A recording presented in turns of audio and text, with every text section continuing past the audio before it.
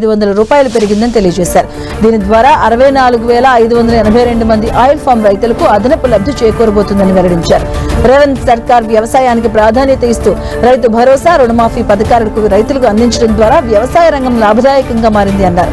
రాష్ట్రంలో పంట మార్పిడి ఆవశ్యకత, వంట నూనెల డిమాండ్ను దృష్టిలో ఉంచుకొని ఆయిల్ ఫామ్ సాగును పెద్ద ఎత్తున చేపట్టడానికి ప్రభుత్వం నిర్ణయం తీసుకుంది అన్నారు. ఇక తెలంగాణలోని 31 జిల్లాలో ఆయిల్ పామ్ సాగు విస్తరణ చేపట్టేందుకు 14 కంపెనీలకు అనుమతినిచ్చామన్నారు మంత్రి తుమ్మల. ఇక ఇప్పటి వరకు సుమారు 2.43 లక్షల ఎకరాలను ఆయిల్ పామ్ సాగులోకి తీసుకొచ్చినట్లుగా పేర్కొన్నారు. ఆయిల్ పామ్ తోటల యాజమాన్యం అంతర పంటల సాగు కోసం 45,548 మంది రైతుల ఖాతాల్లోకి 72 కోట్లను తమ ప్రభుత్వం జమ చేసింది అన్నారు. రైతులకు అధిక ధరలను అందించి ఆయిల్ ఫామ్ సాగును లాభసాటిగా చేసి కొత్త రైతులను ప్రోత్సహించడానికి అన్ని చర్యలు తీసుకుంటామన్నారు.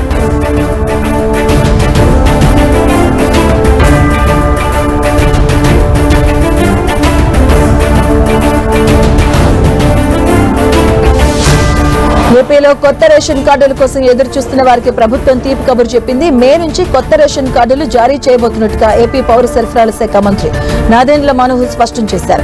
ఇక ఏప్రిల్ 30వ తేదీలోపు ఈ కేవైసీ ప్రక్రియ పూర్తయిన వెంటనే కొత్త రేషన్ కార్డులు జారీ చేస్తామని చెప్పారు. అలాగే ప్రస్తుతం ఉన్న ఫ్యామిలీ రేషన్ కార్డునే సైజు తగ్గించి అన్ని వివరాలతో జారీ చేయనున్నామని స్పష్టం చేశారు.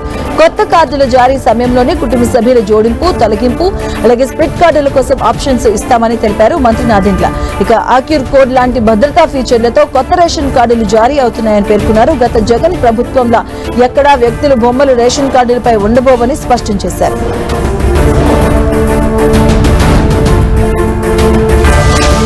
దక్షిణ మధ్య రైల్వేకు భారీ ఆదాయం వచ్చింది. ఇక సరుకు రవాణా రంగంలో దక్షిణ మధ్య రైల్వే 2024-25 ఆర్థిక సంవత్సరంలో రికార్డు స్థాయిలో ఆదాయాన్ని గడించింది. ఇక సరుకు రవాణా విభాగంలో 144.140 మిలియన్ టన్నుల అత్యుత్తమైనటువంటి సరుకు రవాణా సాధించింది. ఇందుకోసం ఏకంగా 13,825 కోట్ల ఆదాయం ఆర్జించింది. ఇక జోన్ ప్రారంభమైనప్పటి నుంచి ఇదే అత్యుత్తమ రికార్డు అని దక్షిణ మధ్య రైల్వే వెల్లడించింది. ఇక 2023-24లో సమకూరిన ఆదాయంతో పోల్చితే ఇది 2% ఎక్కువని సౌత్ సెంట్రల్ రైల్వే తెలియజేసింది. దక్షిణ మధ్య రైల్వే సిబ్బంది అసాధారణ సమిష్టి కృషి, అన్ని విభాగాల మధ్య సమర్థవంతమైనటువంటి సమన్వయం ఫలితంగా రికార్డు స్థాయిలో ఆదాయాన్ని ఆర్జించినట్లుగా జీఎం అరుణ్ కుమార్ జైన్ తెలియజేశారు. ఇక ఈ ఉత్సాహంతో మరింత మెరుగ్గా పనిచేస్తామన్నారు.